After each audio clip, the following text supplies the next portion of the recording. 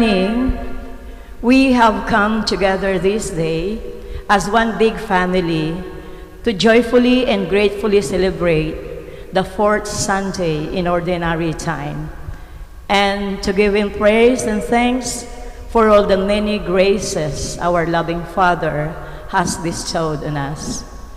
As we all share in the joy of this celebration, let us include in our prayers the following intentions with their families: Margo Alvaro, Mr. and Mrs. Doctora Trinidad Roque Arcilia, Jess V. Tamin, Angelito Valencia Jr., Tricia Yuwico, Daniel Elijah De Vera, David and Edelwina Miller,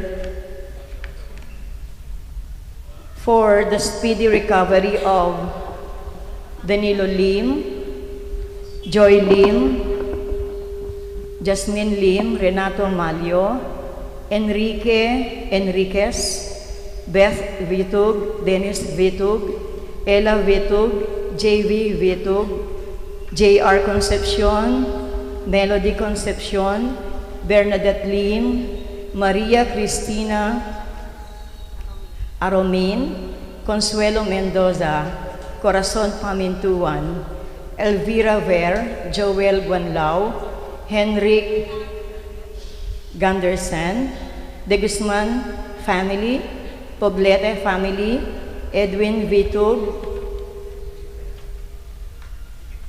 Let us also include in our prayers the eternal repose of our loved ones, especially Emigdio Lingad, Ariel Sevilla, Eugene Vitug, Andy Arcila, Gaudencio Guzman, Florencia Gozum, Gaudencio Gozum, Florencia Gozum, Paz Gozum, Ludovico Lazarte, Norberto Miguel, Erlinda Dakis, Justino Timbol, Reynaldo Cabral, Alfonso Ramos, Ivy Alvarez, Escolastico Lingad, Jose Nelson Morales, and all the poor souls in purgatory.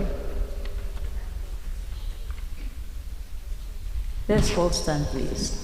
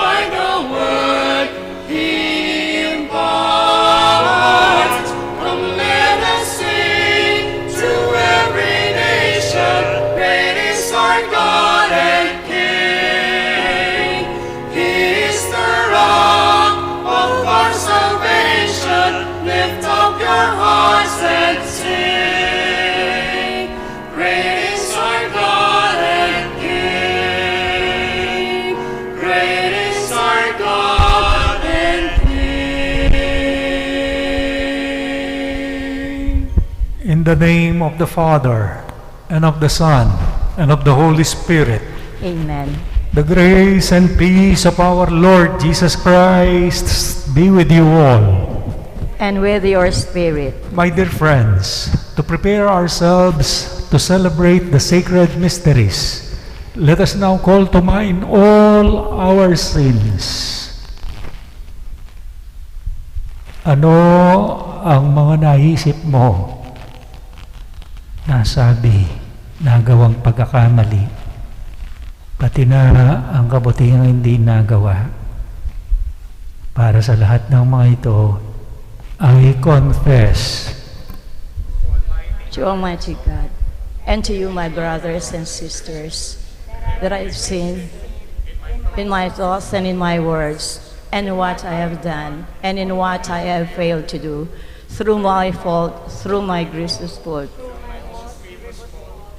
And for I ask the Blessed Virgin, all the angels and saints, and you, my brothers and sisters, to pray for me to the Lord our God. May Almighty God have mercy on us, forgive us our sins, and bring us to life everlasting. Amen.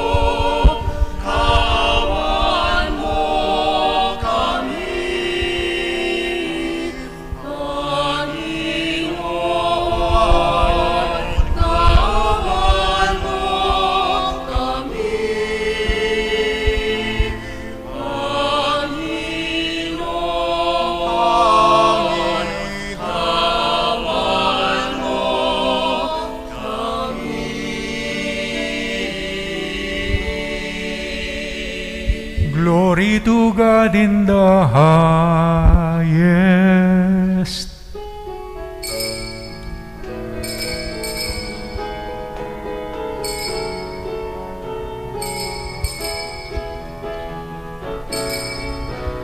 Ligaya king Diyos, king kagatas-gatasan, at king yato, kapayapaan, karitaong kayang kaluguran. Ligaya king Diyos, king kagatas-gatasan, at king yato, kapayapaan, karitaong kayang kaluguran. Inong Diyos sa rining banwa, Diyos ibang ayupaya, upurian dagat parangalan, maligayan dangkan sa sambat. Upurian dagat parangalan, maligayan dangkan sa sambat. Ligaya king Diyos, king kagatas-gatasan, at king yato, kapayapaan, karintao, kayang kaluguran. Ligaya king Diyos, king kagatas-gatasan, at king yato, kapayapaan, karintao, kayang kaluguran. At king yato, kapayapaan, karintao, kayang kaluguran.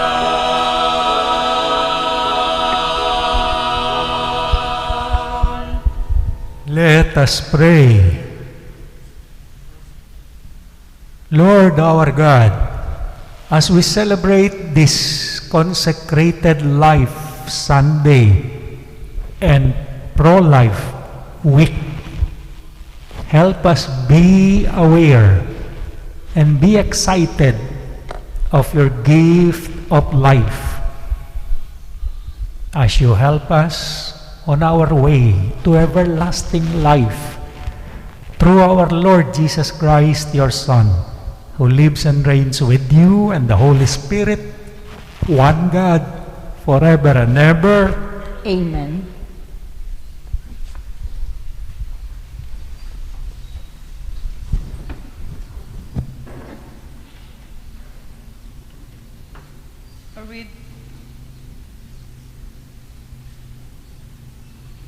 A reading from the book of Deuteronomy.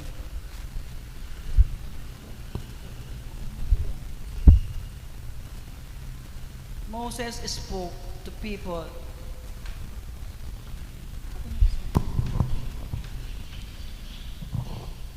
Moses spoke to all the people, saying,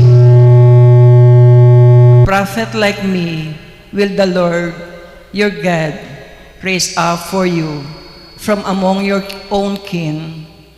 To him you shall listen. This is exactly what you requested of the Lord your God at Horeb on the day of the assembly, when you said, "Let us not again hear the voice of the Lord our God, nor see this great fire anymore, lest we die." And the Lord said to me, "This was well said. I will raise up for them a prophet like you from among their kin, and will put my words into his mouth. He shall tell them all that I command him. Whoever will not listen to my words, which he speaks in my name, I myself will make him answer for it. But if a prophet presumes to speak in my name, an oracle that I have not commanded him to speak, or speaks in the name of the gods, he shall die." The word of the Lord. Thanks be to God. If today you hear his voice, harden not your hearts. If today you hear his voice, harden not your hearts. Come, let us sing joyfully to the Lord. Let us acclaim the rock of our salvation. Let us come into his presence with thanksgiving. Let us joyfully sing psalms to him. All together, if today you hear his voice, harden not your hearts. Come, let us bow down in worship. Let us kneel before the Lord who made us, for he is our God, and we are the people he shepherds, the flock he guides. If today you hear his voice, harden not your hearts. Oh, that today you would hear his voice. Harden not your hearts as at Meribah, as in the day of Massa in the desert, where your fathers tempted me. They tested me, though they had seen my works. If today you hear his voice, harden not your hearts.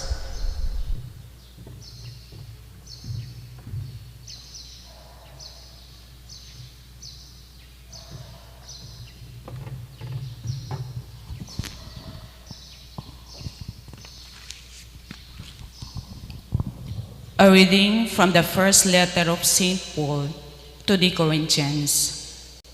Brothers and sisters, I should like you to be free of anxieties. An unmarried man is anxious about the things of the Lord, how he may please the Lord.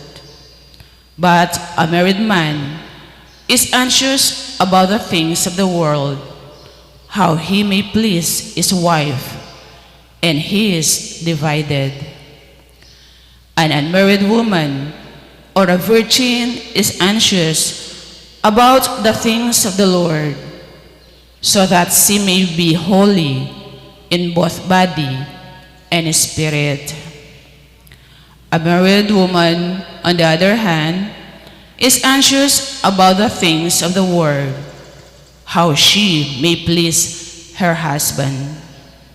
I am telling you this for your own benefit, not to impose a restraint upon you, but for the sake of propriety and adherence to the Lord without distraction.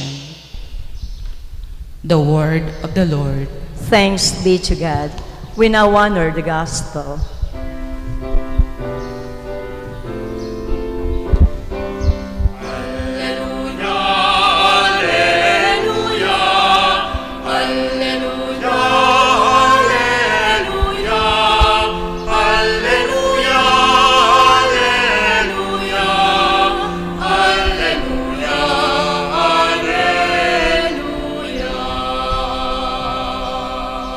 The people who sit in darkness have seen a great light.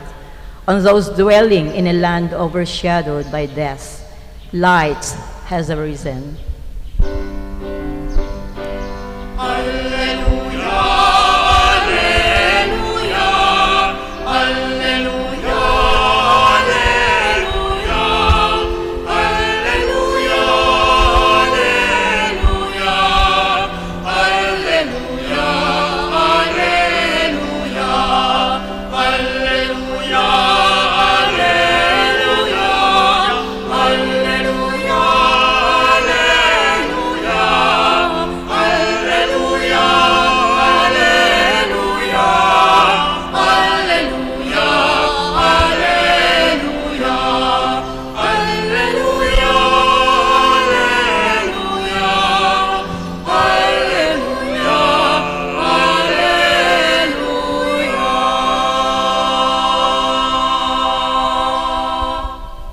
The Lord be with you. And with your spirit. A reading from the Holy Gospel according to Mark. Glory to you, O Lord.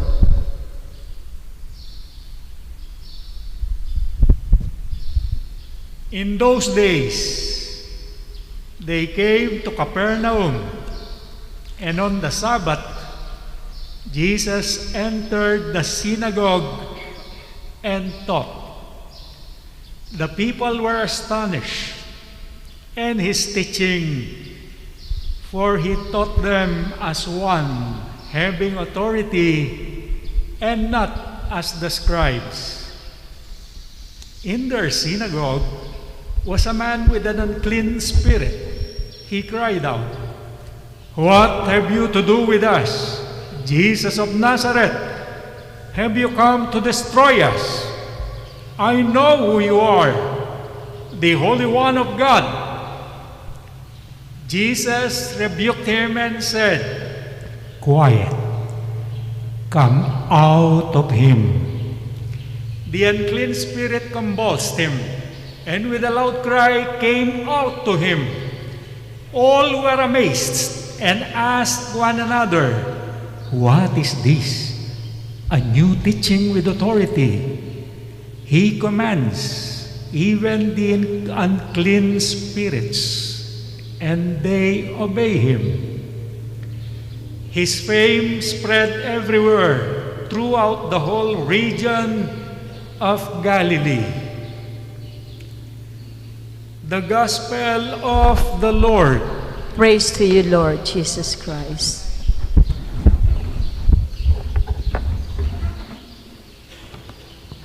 Mga kapatid, ngayon ay pinagdiriwang natin ang linggo ng buhay. Pro-Life Sunday. Noong mga panahong yon, bago tayo nilikha ng Diyos, nilikha ng Panginoon ang mga espiritu, at sila ay tinawag nating anghel. At sa grupo ng mga anghel, may tumutol, kumontra, kumalaban sa ating Diyos. At tinawag natin silang demonyo, kampon ni Lucifer, Satanas, ang tawag natin sa kanya. Sila ay binansagang Diablo. Sila ay lumaban kay Jesus, ay sa Diyos. At hindi naman nagpatinag ang Diyos. Hindi siya nangunsumi ng problema kasi Diyos siya. At hindi niya pinatay, pinaslang ang mga ito. Bagkus sa karunungan ng Panginoon, ginamit niya ang mga ito upang gawin niya ang utusan. Total, sabi ng Diyos kay Lucifer, ayaw mong sumunod. Ni-reverse psych siya. No? Marunong ng reverse psychology ang Diyos. Ayaw mong sumunod. Sige, dadalhin kita sa paraiso. Sumunod. Tingnan mo, ayaw niyang sumunod. Pero siya ay sumunod. Puntahan mo sa paraiso sina Eva at Adan, dahil pinagsabihan ko sila, binawalan ng lahat ng mga bungang kahoy ay tatamasahin, kakainin.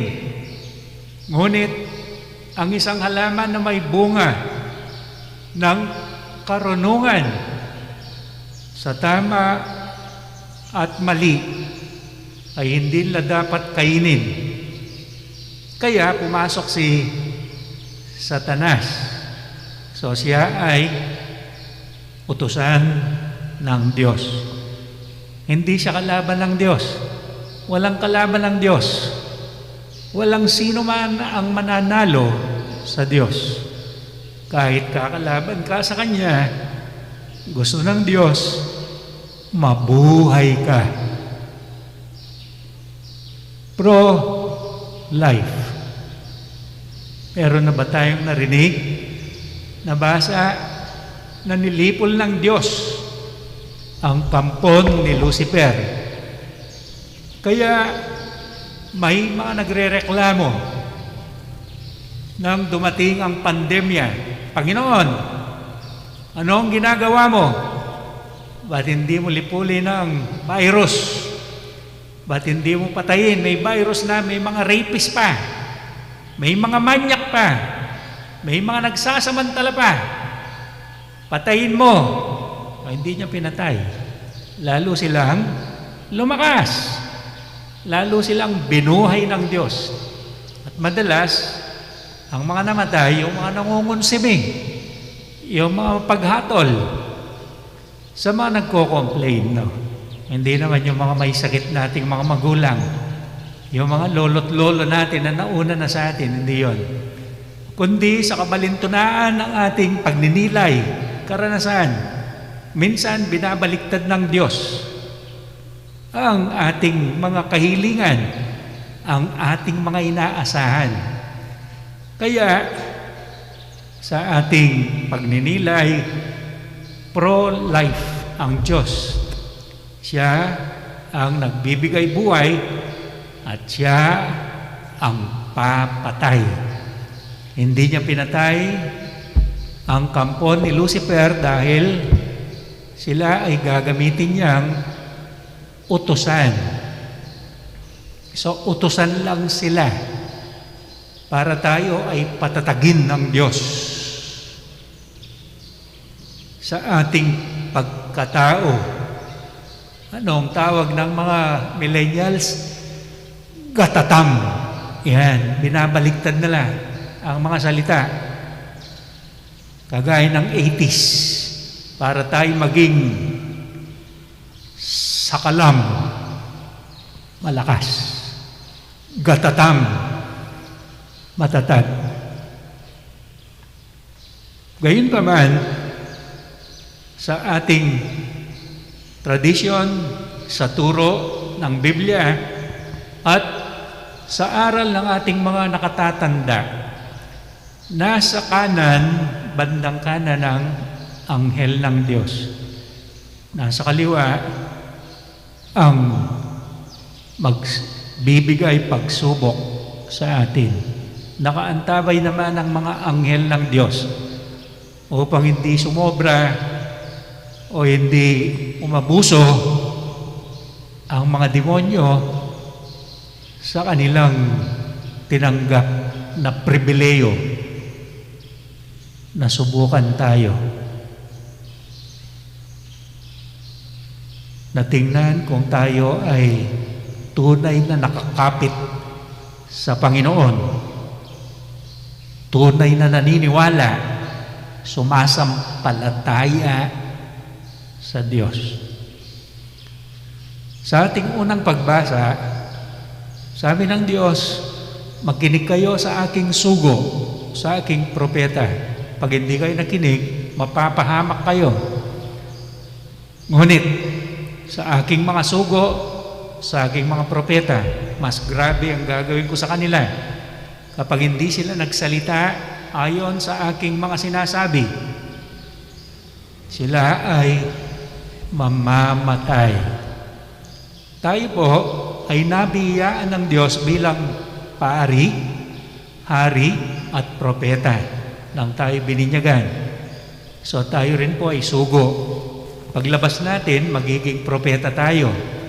Ikukwento natin ang kabutihan, ang kagandahang loob, ang pagmamahal, pagpapatawad, pagpapakumbaba, paghingi ng sorry sa Diyos at sa ating kapwa-tao. Sasabihin natin ang mga magagandang aral ng Diyos. Hindi yung chismis, enredos, paninirampuri, hinanakit, sama ng loob, galit, muhi, kundi ang kabutihan na minimiti ng Diyos para sa atin, at ito ay ating ikukwento, ipapasa. Hindi yung false news, hindi yung kasinungalingan. kasinungalingan, abortion, katotohanan, ayaw ng Diyos ang abortion. Kaya tumututol tayo sa abortion, pro-life, makabuhay tayo, hindi makapatay. Kung meron man silang reason, medically, o bahala na sila nun. Basta ikaw, kung ikaw ay nabuntis, unwanted pregnancies, yung karanasan mo, paalala ng Diyos, huwag kang mag-abort, pumatay. Ako ang papatay, sabi ng Diyos, hindi ikaw. Ako ang magbibigay buhay, ako ang papatay. Divorce, false news, true news, good news. Ayaw ng Diyos na magkahiwalay si nanay at tatay. Kahit may problema kayo, magtiis kayo. At pag-usapan ninyo. Kung gumawa si tatay, iniwan ka na nanay, hindi mo na problema yon. Kung iniwan ka, tatay ni nanay, sumama sa iba, hindi mo na kasalanan yon. Kung meron lang kayong magagawa para kayo magkasundo, dahil ang mithin ng Diyos, ang kanyang hangarin, gawin kang santa, nanay, santo, tatay. Kaya ngayon, World Day of Consecration. Inaalala natin, hindi lang ang tatay at nanay na nakaonsakra ng Diyos, kundi ang mga binata at dalaga. Kung sila hindi mag-aasawa, paalala ng ating pangalawang pagbasa na kayo ay babasbasan ng Diyos, bigyan niyo ng obligasyon ang sarili niyo na maglingkod dahil yon ang tawag sa inyo. Hindi para magpakasasa, maging tamad, batugan, alang silbi, bayin tao kapin, dalaga. Wala ka namang naitutulong sa inyo. Mag-isip ka, gumawa ka ng paraan para ikaw ay makapaghanap buhay, magtrabaho. May mga misyon ang iba. Yung iba silang nag-aalaga kay nanay. Nasa bahay sila. Sila ang agad na tinatawag ng mga nakatatanda kasi kaagad silang nagsisilbi, kaagad silang ready sa kanilang paglilingkod. O yun ang mission mo. At sa paglabas mo, ang mission mo, magikayat ka sa kapwa mo patungo sa Diyos. Mag-imbita ka na magsimba. Mag-imbita ka na sila ay lumapit sa Panginoon. Kaya, ngayon ay binibigyan natin ng pansin ang mga consecrated virgins o mga masayang binata, masayang dalaga. Kung hindi sila mag-aasawa, huwag mo silang itulak na mag-asawa. Kawawa kayo, walang mag-aalaga sa inyo. Huwag niyo sasabihin yun. Baka bukas mamamatay na. Kaya, ang gawin natin, palakasin natin sila. Encourage natin silang maglingkod. Tumulong sa mga pamangkin, pinsan, kamag-anakan, maglingkod sa simbahan, chapel, barangay. I-guide natin sila. Pagdasal natin sila. Kung meron ka mang kasama, anak, apo, kapatid, na masayang dalaga, masayang binata, kudos. Kayo ay gagawing banal ng Diyos. O, sa pangatlong pagbasa, ginamit ni Jesus ang demonyo. Sabi ng Diyos, punta ka ron, ipakilala mo ang aking anak. Pinakilala ng demonyo si Jesus. Siya pa ang nagpakilala. Alam ko kung sino ka. Ikaw si Jesus ng Nazaret. Ikaw ang banal ng Diyos. O, tingnan mo, demonyo pa ang nagpakilala sa kanya. Nung tapos na ang role niya, tahimik na. Sige, alis ka na. Tapos na ang role mo. O yun, ang role ng demonyo. Utusan siya. Sabi ng Diyos, punta ka sa St. Augustine Parish sa Lubao. Tingnan mo lahat ng mga nagsimba ron. Pagkatapos ng misa, subukan mo sila. Ayun, susubukan tayo ni Satanas. Minsan, napakaganda ng pakiramdam natin paglabas. Bigla ka na lang magmumura. Bigla ka na lang magagalit. O, nakasabay na sa iyo si Satanas. Kaya, paalala sa atin, kung nakasunod siya sa atin, nakasunod din ang ating anghel. Dahil ang kagustuhan ng Diyos, maging anghel tayo. Yan ang ating magiging buhay sa pagsunod sa Panginoon. Itataas niya ang ating pagkatao bilang anghel. Kaya sabay-sabay tayong lahat magsitayo. I believe in one God. The Father Almighty, maker of heaven and earth, of all things visible and invisible. I believe in one Lord Jesus Christ, the only begotten Son of God, born of the Father before all ages. God from God, light from light, true God from true God, begotten, not made, consubstantial with the Father. Through him all things were made. For us men and for our salvation, he came down from heaven, and by the Holy Spirit was incarnate of the Virgin Mary, and became man. For our sake he was crucified under Pontius Pilate. He suffered death and was buried, and rose again on the third day, in accordance with the Scriptures. He ascended into heaven, and is seated at the right hand of the Father. He will come again in glory to judge the living and the dead, and his kingdom will have no end.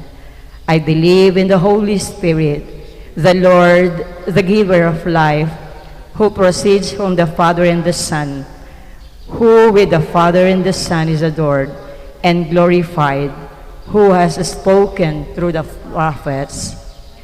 I believe in one holy Catholic and Apostolic Church.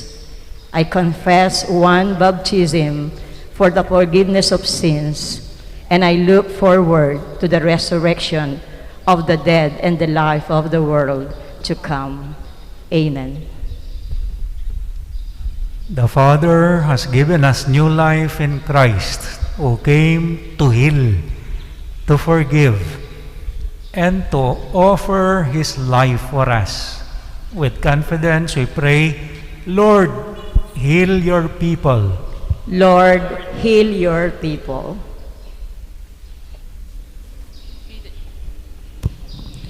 May the Church, the sacrament of Christ's love, ever become the Lord's heart, hands and feet that she may continue to love, to heal and to travel to announce the good news. We pray. Lord, heal your people.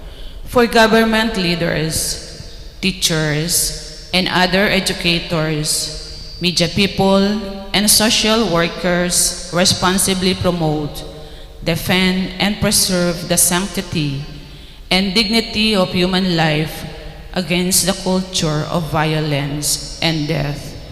We pray. Lord, heal your people.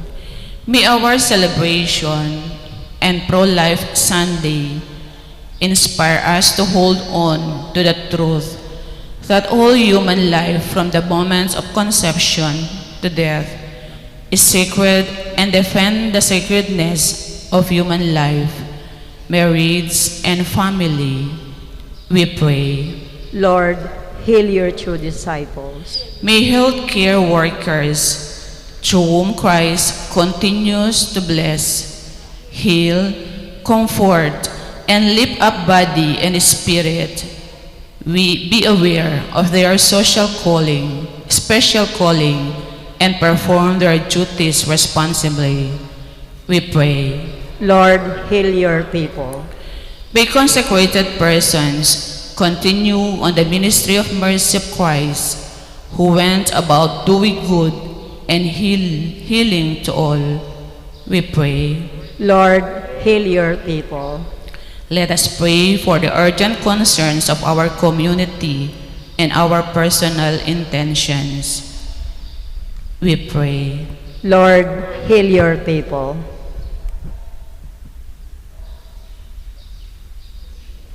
Listen to our prayers, Lord. May our communities be aware of the needs of many of your people and teach us to strengthen one another's burden. We ask this through Christ our Lord. Amen. Amen.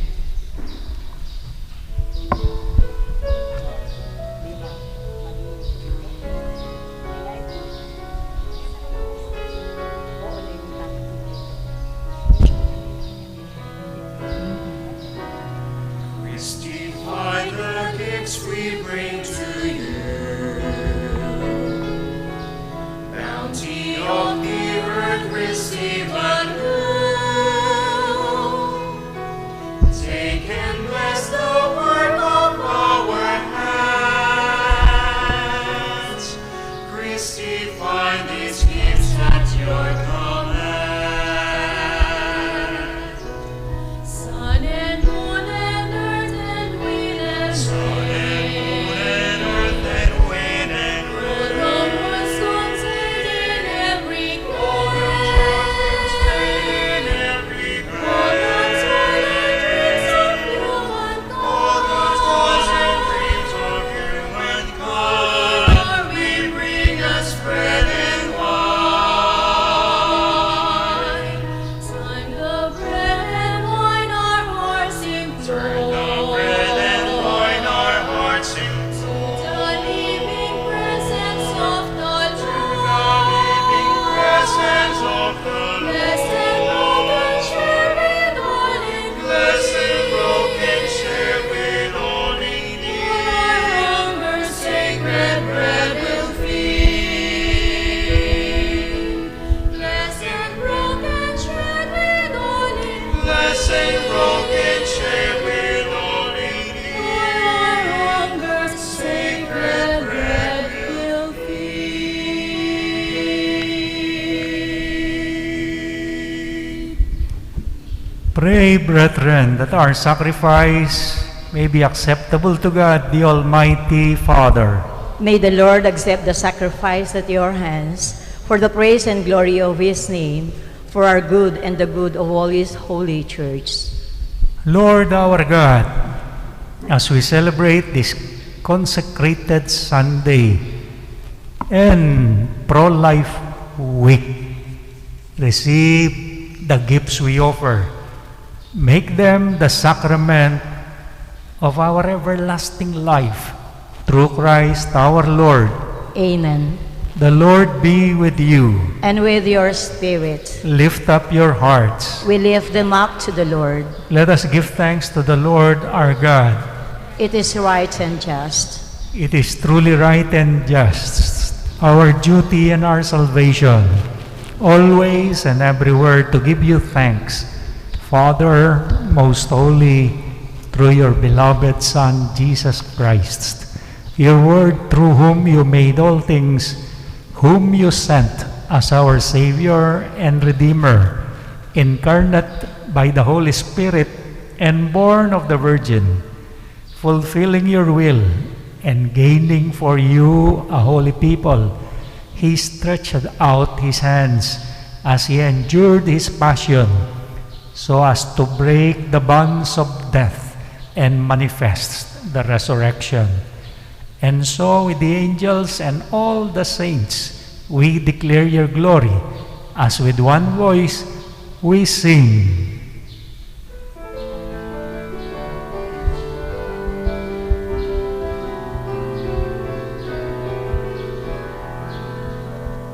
Santo, Santo, Santo, Panginoon Diyos, napupuno ang langit at lupa ng kadakilaan mo.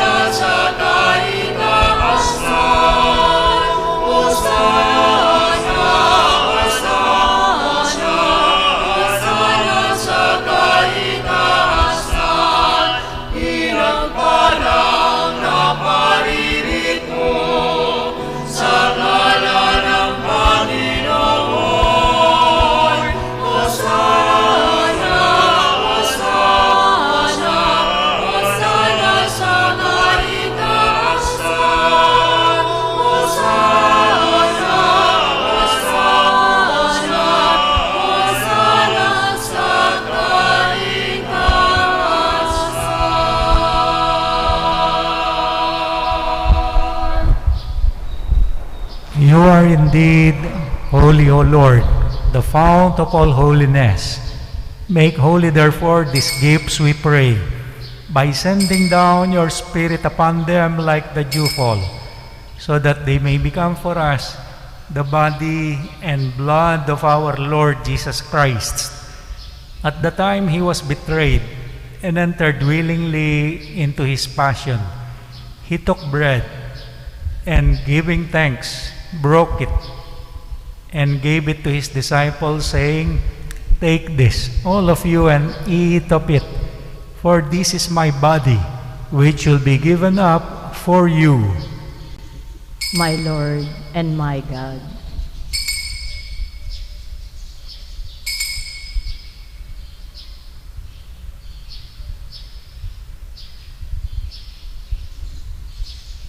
In a similar way, when supper was ended, he took the chalice, and once more giving thanks, he gave it to his disciples, saying, "Take this, all of you, and drink from it, for this is the chalice of my blood, the blood of the new and eternal covenant, which will be poured out for you and for many, for the forgiveness of sins. Do this in memory of me." Blood of my Savior, sanctify us.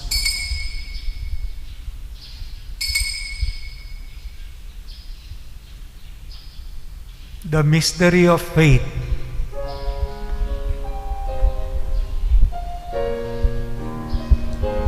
When we eat this bread and drink this cup, we proclaim your death, O Lord, until you come again. Until you come again, we proclaim your death, O Lord.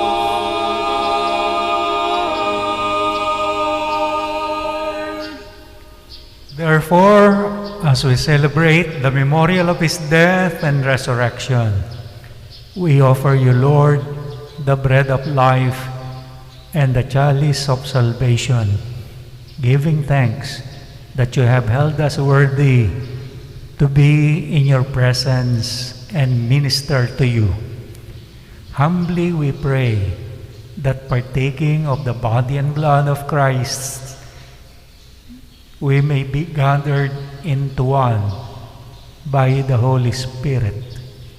Remember, Lord, your church spread throughout the world, and bring her to the fullness of charity, together with Francis, our Pope, Florentino, our Bishop, Emiliano, our parish priest, and all the clergy. Remember your servant, Pitch Morales, whom you have called from this world to yourself, as we celebrate his birthday today. Grant that he who was united with your Son in a death like us may also be one with him in his resurrection. Remember also our brothers and sisters who have fallen asleep in the hope of the resurrection, and all who have died in your mercy. Welcome them into the light of your face. Have mercy on us all, we pray, that with the Blessed Virgin Mary, Mother of God, with Blessed Saint Joseph, her spouse, with the blessed apostles, and all the saints, especially Saint Augustine, our patron, who have pleased you throughout the ages, we may merit to be co-heirs to eternal life, and may praise and glorify you through your Son, Jesus Christ. Through him, with him, and in him, in the unity of the Holy Spirit, all glory and honor is yours, Almighty Father, forever and ever.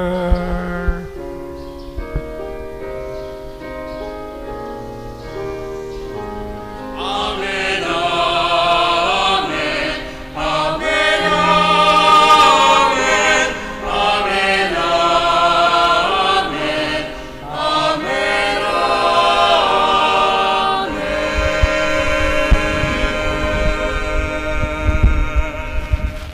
Savior's command and formed by divine teaching, we dare to pray.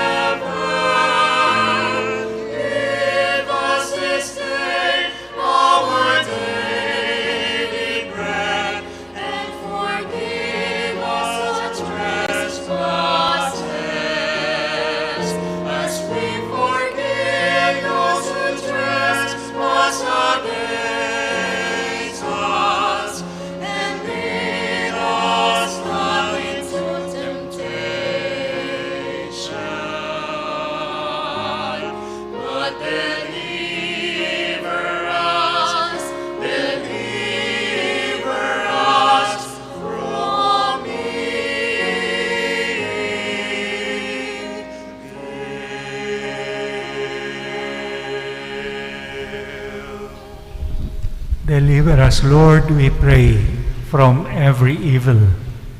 Graciously grant peace in our days, that by the help of your mercy, we may be always free from sin and safe from all distress, as we await the blessed hope and the coming of our Savior, Jesus Christ. For the kingdom, the power, and the glory are yours, now and forever. Lord Jesus Christ, who said to your apostles, "Peace I leave you, my peace I give you. Look not on our sins, but on the faith of your church, and graciously grant her peace and unity in accordance with your will, who live and reign forever and ever. Amen. The peace of the Lord be with you always. And with your spirit. Let us offer each other the sign of peace. Peace be with you.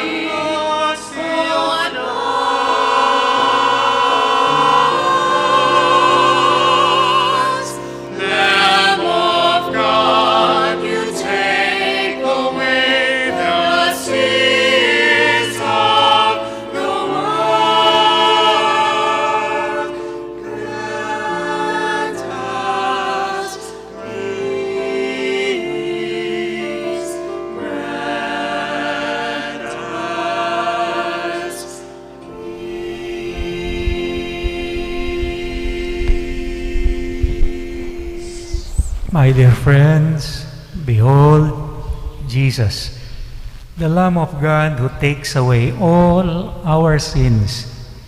Happy are we who are invited at the supper of the Lamb. Lord, I am not worthy that you should enter under my roof, but only say the word, and my soul shall be healed. The body of Christ. Amen.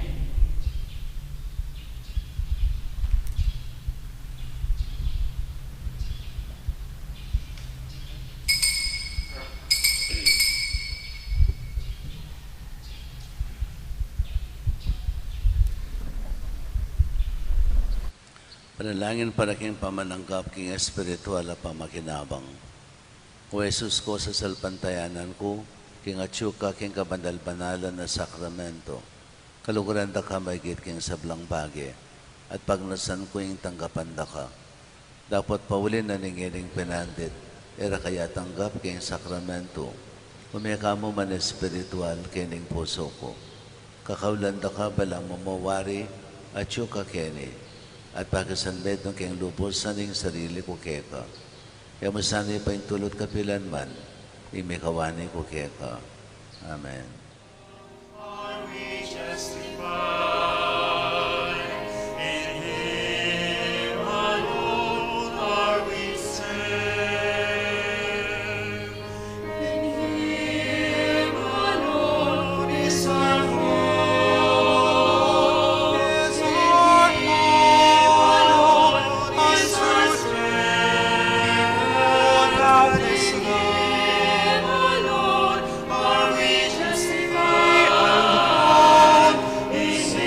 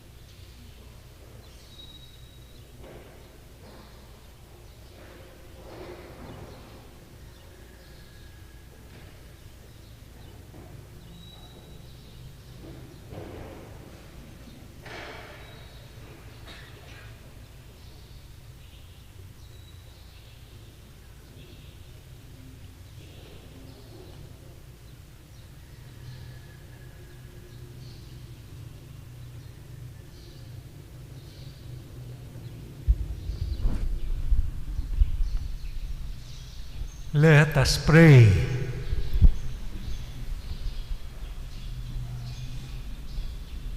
Lord our God, we thank you for giving us your very life through Jesus Christ, our Lord.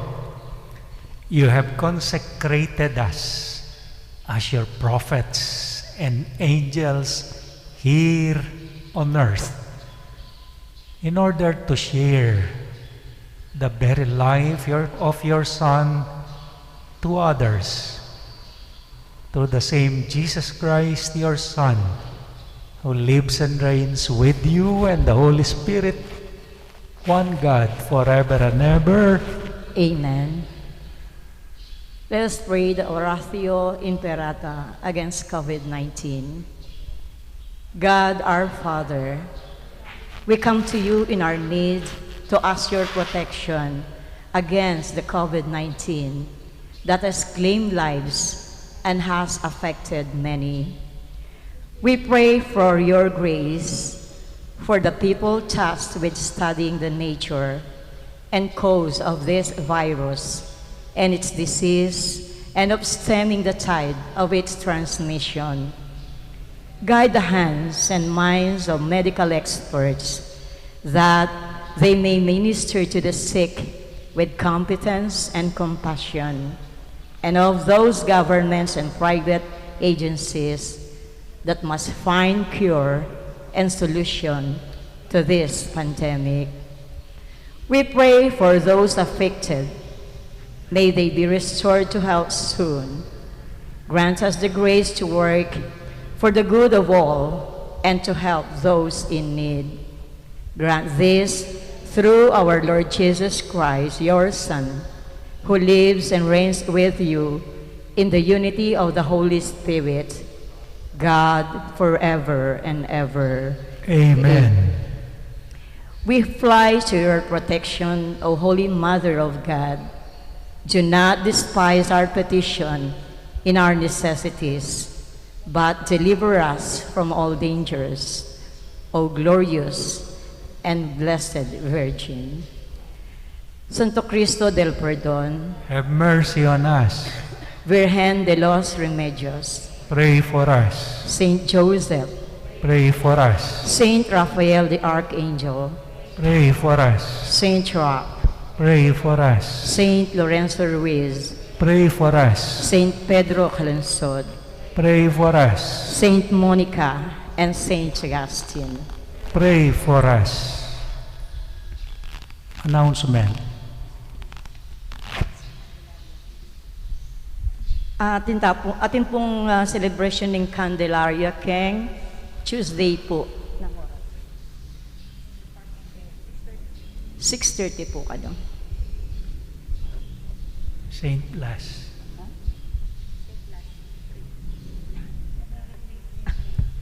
Sorry po.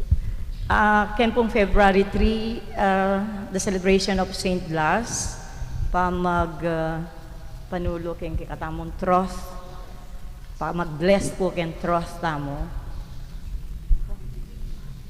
The Lord be with you. And with your spirit.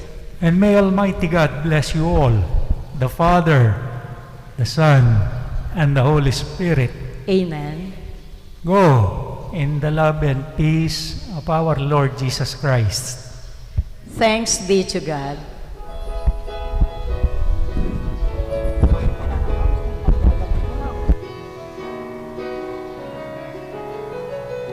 Come, let us sing to every nation. Great is our God and King. He is the rock of our salvation. Lift up your hearts and sing. So when the Lord's voice you hear, don't fear.